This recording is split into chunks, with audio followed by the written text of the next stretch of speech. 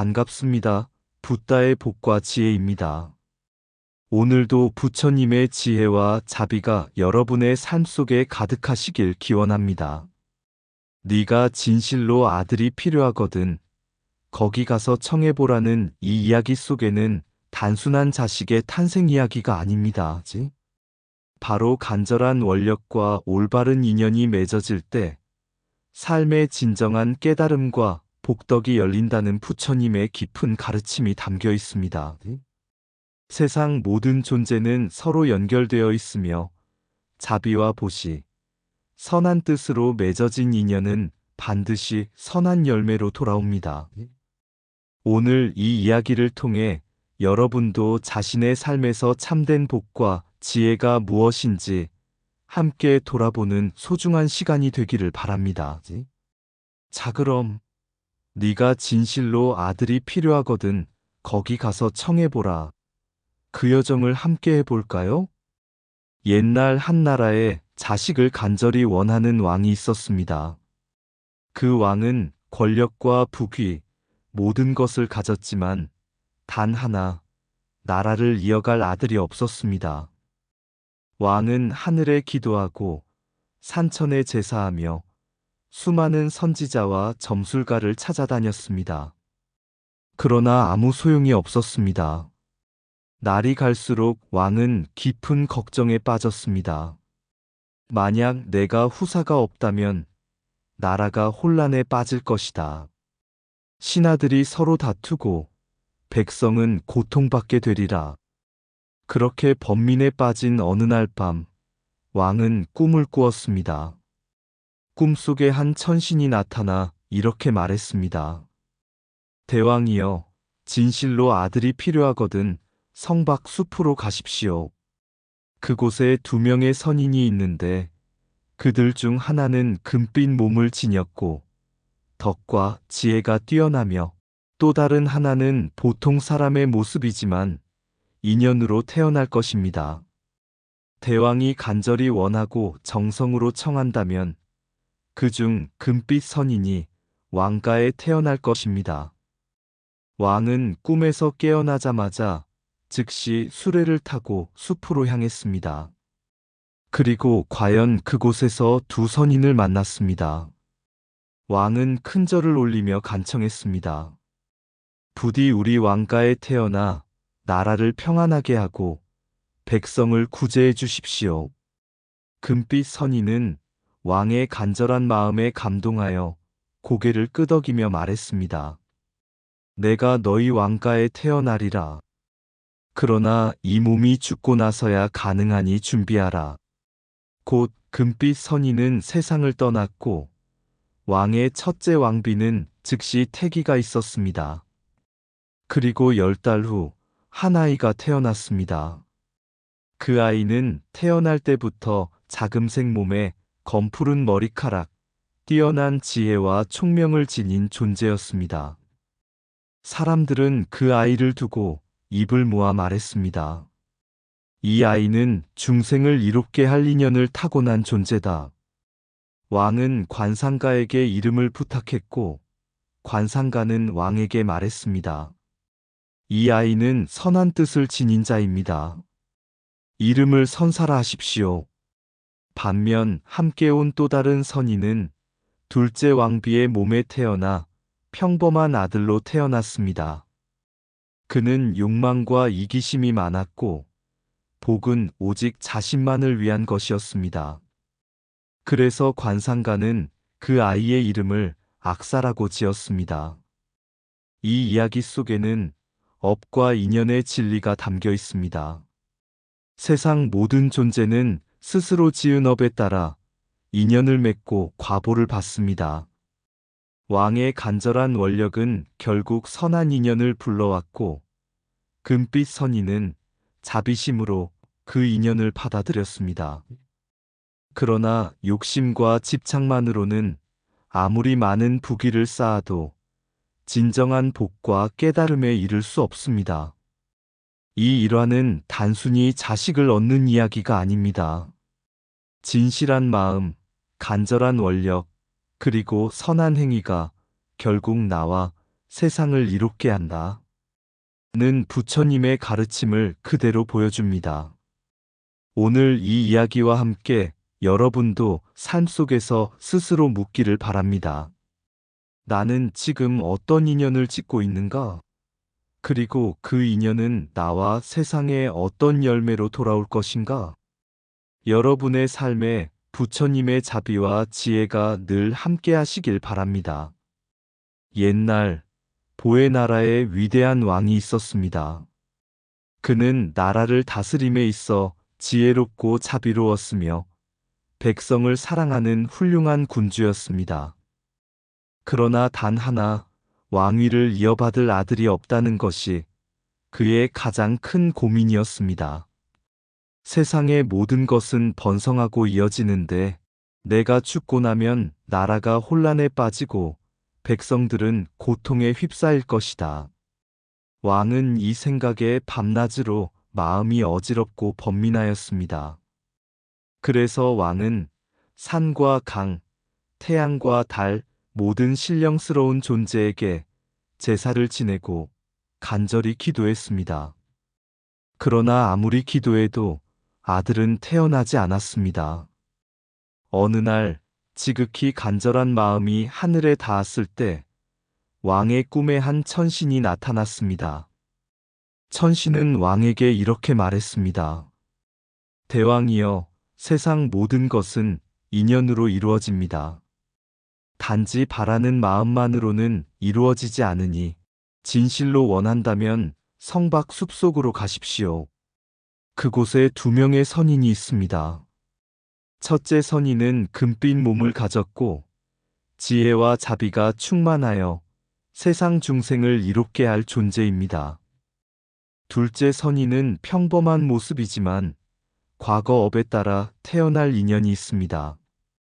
대왕께서 간절히 원하고 정성으로 청한다면 그 선인은 대왕의 아들로 태어날 것입니다. 이것은 단순히 신의 은혜가 아닌 인연의 법칙이 작동하는 과정이었습니다. 간절한 원력과 진심이 바로 새로운 인연을 만들어내는 힘이었죠. 왕은 꿈에서 깨어나자마자 성박 숲으로 달려갔습니다. 그리고 과연 꿈속에서 말한 2 선인을 찾았습니다. 왕은 땅에 머리를 조아리며 말했습니다. 부디 저의 아들로 태어나 주십시오. 저와 백성 모두를 위해 이 나라의 평안과 중생의 복을 위해 간절히 청합니다. 금빛 선인은 잠시 눈을 감고 왕의 진심을 들여다보았습니다. 그리고 고개를 끄덕이며 말했습니다. 대왕이여, 당신의 간절한 마음은 단순히 욕망이 아니라 중생을 위한 연민과 자비에서 비롯된 것입니다.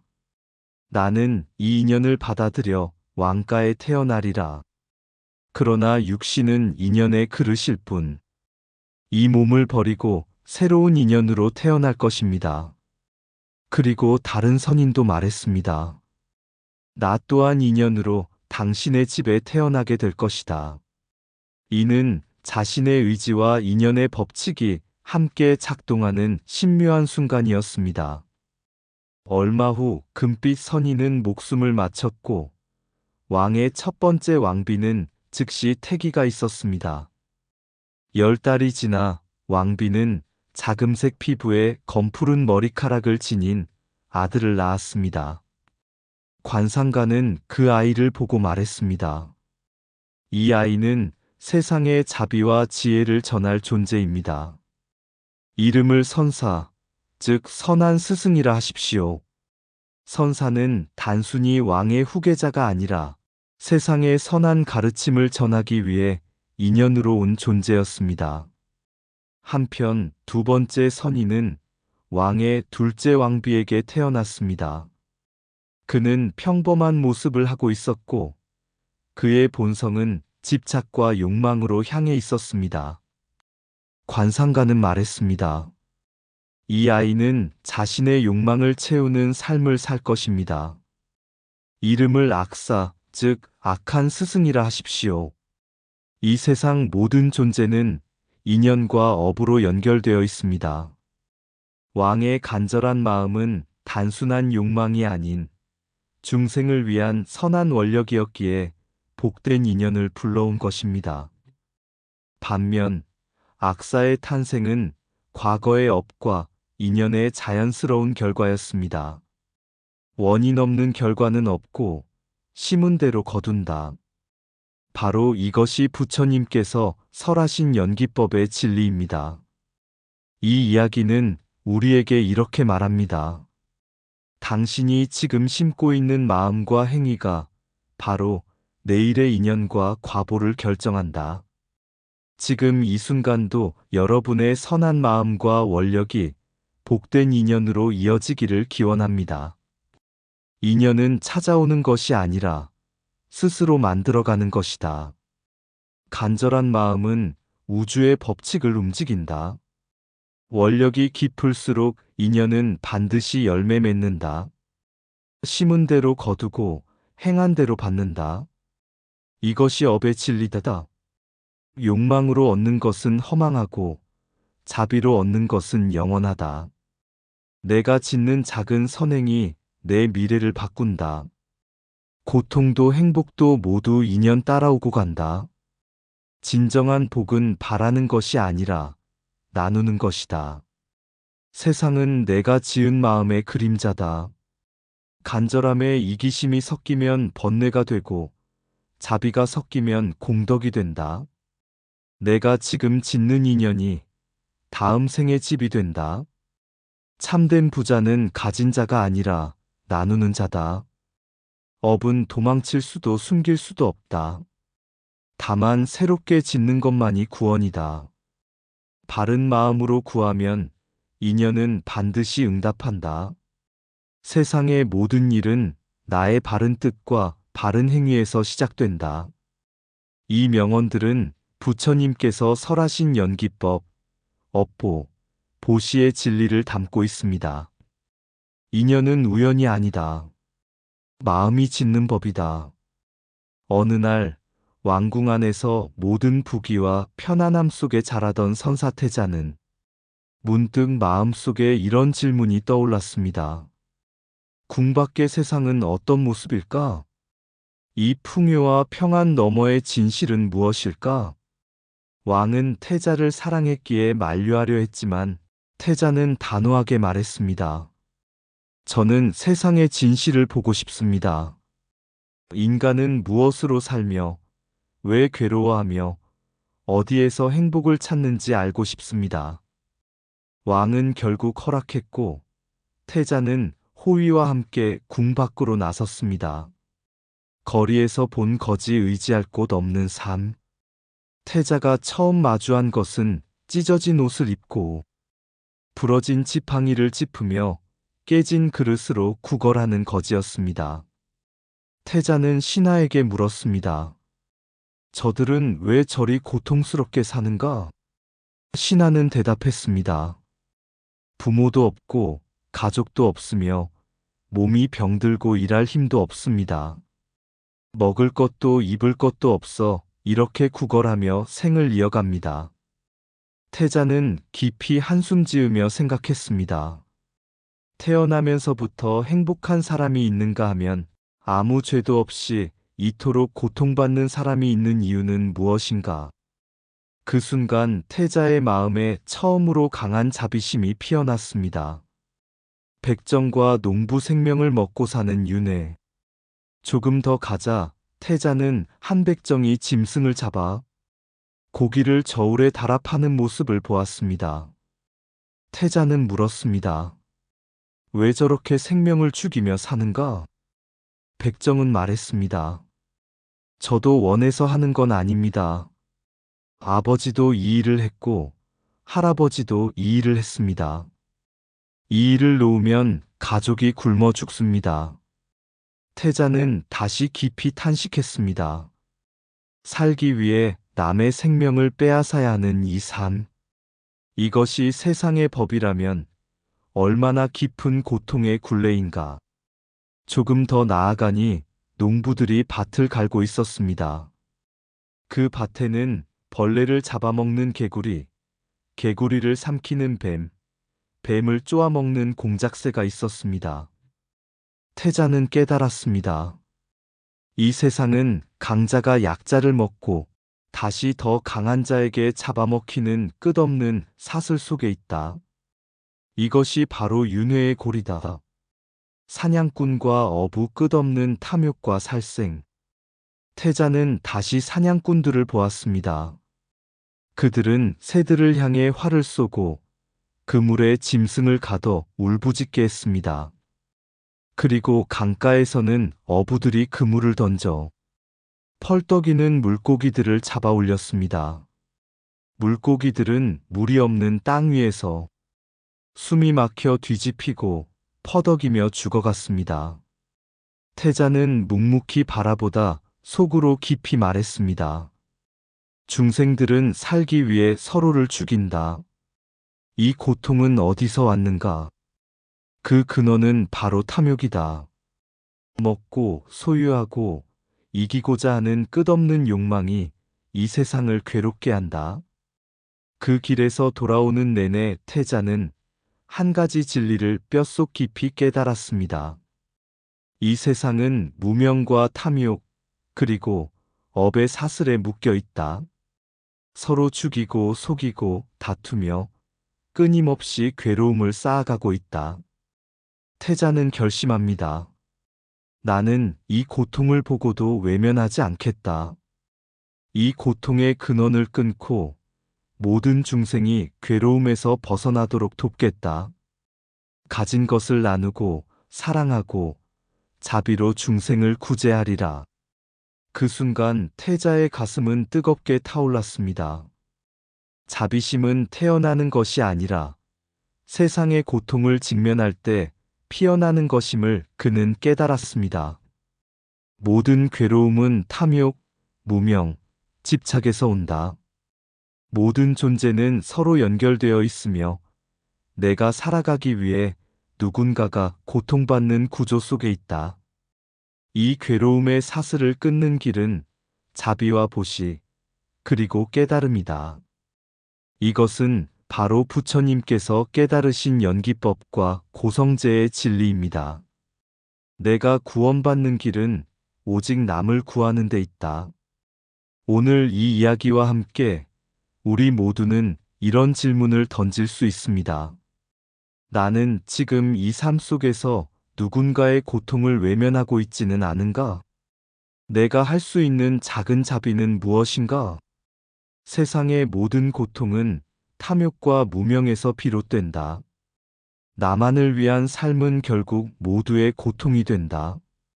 살기 위해 죽이는 삶은 윤회의 사슬을 더욱 단단히 묶는다. 타인의 고통을 외면하는 순간 나는 이미 고통의 일부가 된다. 서로가 서로의 생명 위에 살아가는 이 세상, 자비만이 그 사슬을 끊는다. 고통을 본 자는 책임이 있다. 외면하지 않는 것이 바로 자비다. 진정한 부처는 세상의 아픔을 직면하고 자비로 응답하는 자다. 중생의 괴로움을 보는 순간 나는 더 이상 나만의 존재가 아니다. 생명은 연결되어 있고 그 연결은 고통으로도 사랑으로도 이어진다. 탐욕은 괴로움의 씨앗이요. 자비는 해탈의 문이다. 내가 가진 것을 나누는 것이 곧 중생을 살리고 나를 살리는 길이다. 괴로움을 만든 것은 우리 자신이며 그것을 거두는 것도 우리 자신이다. 모든 존재는 나와 다르지 않다. 그들의 아픔이 곧 나의 아픔이다. 윤회의 사슬을 끊는 힘은 돈도 권력도 아닌 자비와 지혜다. 세상을 바꾸는 가장 강한 힘은 연민으로부터 시작된다. 고통을 보고도 외면하지 않는 것.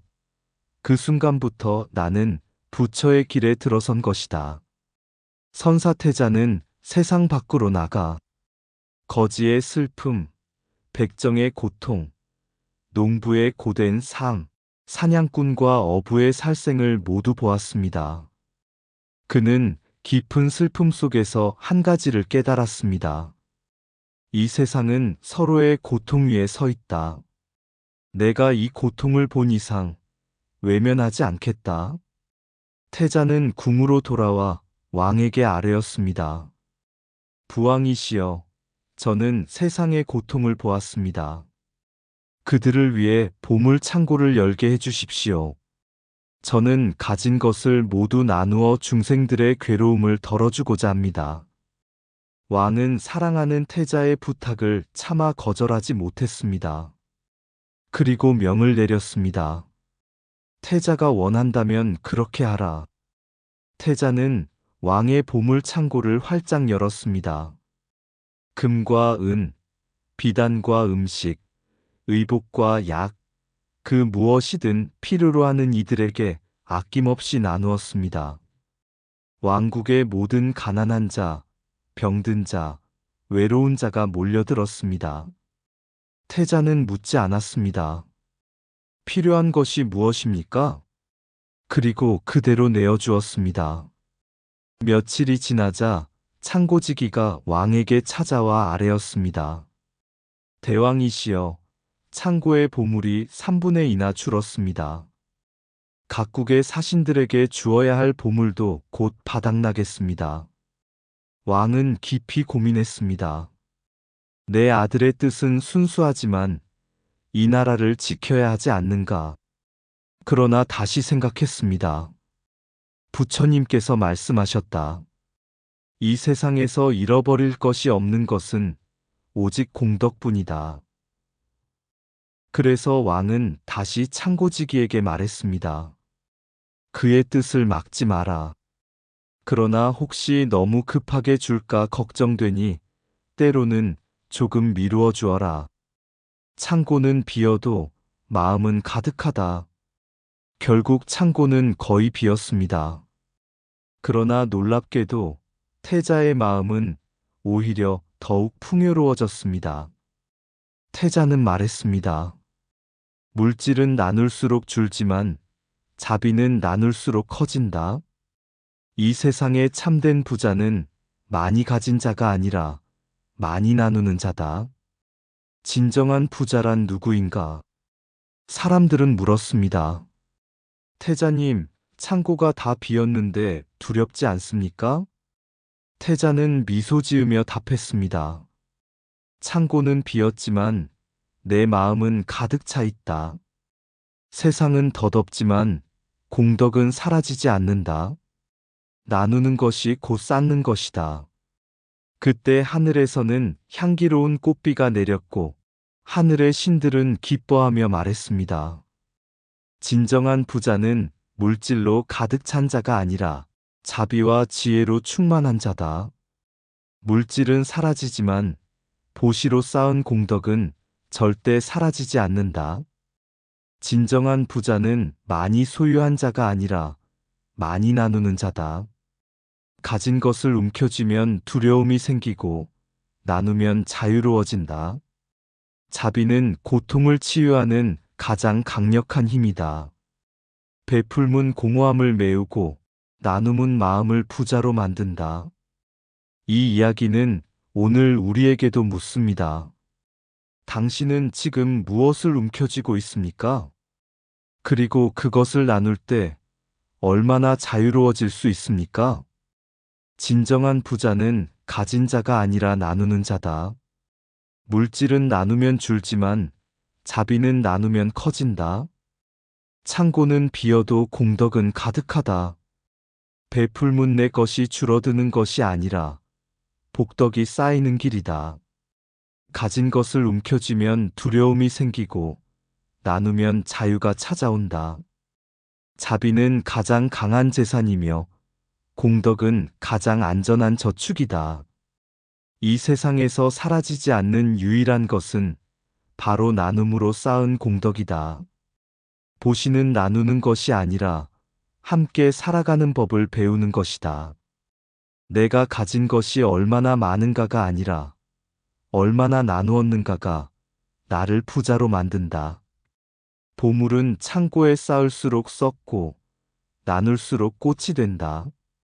부의 진정한 가치는 소유에 있지 않고 자비로운 실천에 있다. 욕심은 마음을 가난하게 만들고 나눔은 마음을 풍요롭게 만든다. 남을 위해 쓴 것은 사라지지 않고 나를 위한 쌓임이 된다. 진정한 부는 몸에 지니는 것이 아니라 마음에 지니는 것이다. 나눔은 곧 해탈의 시작이며 움켜짐은 괴로움의 시작이다. 베풀문 곧 공덕이요. 공덕은 다시 나를 채운다. 선사태자는 자신의 눈으로 세상의 고통을 보았습니다. 가난하고 병든 이들, 굶주린 이들, 고통 속에서 신음하는 중생들. 그는 깨달았습니다. 내가 가진 부는 단지 나의 것이 아니다. 이것은 세상을 위해 존재해야 할 것이다. 그는 망설임 없이 왕의 보물 창고를 열었습니다. 금과 은, 의복과 음식, 약과 보물이 끝없이 백성들에게 흘러갔습니다. 창고가 텅텅 비어갈 때도 태자는 두려워하지 않았습니다. 창고는 비어도 내 마음은 더 풍요로워진다. 진정한 부자는 가진 자가 아니라 나누는 자다. 하지만 사람들은 그에게 묻습니다. 당신은 두렵지 않습니까? 가진 것이 모두 사라지면 어찌하겠습니까? 태자는 조용히 대답했습니다. 내가 가진 것을 움켜쥐면 결국 그것이 나를 가두고 내가 나누면 그것이 세상을 밝히고 나를 자유롭게 한다. 보시란 내 것을 남에게 주는 것이 아니다. 그것은 내 마음속 탐욕과 집착을 내려놓고 나 자신을 자유롭게 하는 길이다. 하늘의 신들은 그 모습을 보고 꽃비를 내렸습니다. 진정한 부자는 금과 은으로 가득 찬 자가 아니라 자비와 사랑으로 충만한 자이다. 부처님께서도 이 이야기를 들려주시며 제자들에게 말씀하셨습니다. 사람들은 어리석게도 남에게 주면 내 것이 줄어든다고 생각한다. 하지만 보시야말로 자신을 가장 풍요롭게 만드는 길이며 그 공덕은 세세생생토록 사라지지 않는다. 가진 것을 나누는 것은 곧 내 마음의 집착을 덜어내는 수행이다. 보시는 남을 위한 행위가 아니라 나 자신을 위한 해탈의 시작이다. 진정한 부자는 물질을 가진 사람이 아니라 공덕을 가진 사람이다. 나눌수록 풍요롭고 움켜쥘수록 가난해진다. 세상은 덧없지만 나눔으로 쌓은 공덕은 결코 덧없지 않습니다. 우리 모두가 이 선사태자처럼 진정한 부자의 길을 걸어갈 수 있기를 바랍니다. 내가 가진 모든 것은 결국 인연 따라 잠시 머문 것일 뿐, 그것을 나누는 순간 그것은 진정 나의 것이 된다. 이 이야기가 여러분의 삶에도 큰 울림과 따뜻함이 되기를 바랍니다. 오늘 들려드린 이 이야기처럼 모든 고통은 무명에서 시작되고 모든 행복은 자비와 지혜에서 피어납니다. 부처님께서 우리에게 가르쳐 주신 진리는 먼 곳에 있는 것이 아닙니다. 내 마음을 밝히고 타인을 이롭게 하는 것, 그것이 바로 진정한 깨달음의 길입니다. 오늘도 여러분의 삶이 평화롭고 자비와 지혜가 늘 함께 하시길 기원합니다. 하늘의 기도에도 산과 바다의 빌어도 얻지 못한 것, 그것은 이름 아닌 진실한 뜻이라. 왕은 깨달았도다.